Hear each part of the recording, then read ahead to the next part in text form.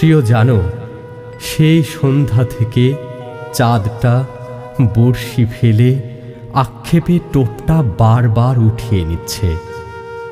আমি ঠাই অন্বেষণে মগ্ন। কখন আলোটা তৃপ্তির পূর্ণচ্ছেদ ঘটাবে, গিলব। অন্তরে প্রীতির মৃদ শিহরণ উজ্জীবিত হবে।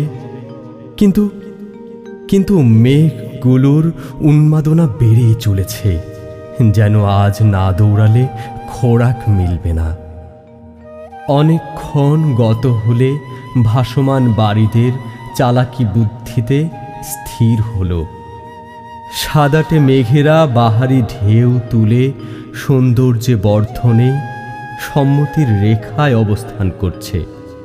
ধূসর হয়েও ঠিক দূরত্ব বজায় রেখে বিকাশে অনুপ্রাণিত করতে ভুল করছে না। ব্যাঘাতটা এখানেই। এক টুকরো কালোখণ্ড মেঘ নিশ্চল সম্পূর্ণ আলোটা গিলে খেয়ে হজম করে তবে স্থান ত্যাগ করবে। আমিও পণ করেছি, স্বচ্ছ জোছনায় স্নান করব, লোমের গোড়ায় গোড়ায় জল ঢেলে সাদা হব, ঘষব, মাজব, ধবধবে সাদা হব।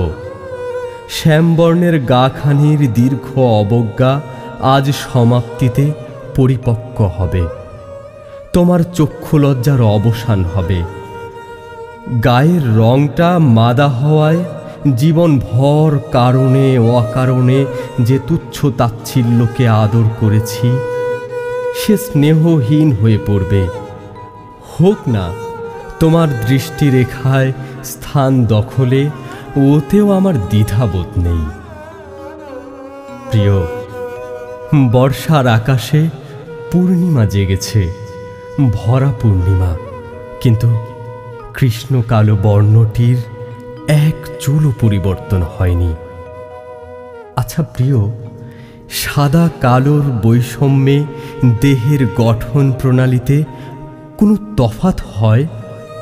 স্বাদের ভিন্নতা থাকে, তৃষ্ণার অতৃপ্তি প্রকাশ পায়, প্রাণের বিষাক্ত হুলের ব্যথা আলতু পরশে স্থায়ীভাবে নিশ্চিহ্ন করতে সক্ষম হয়।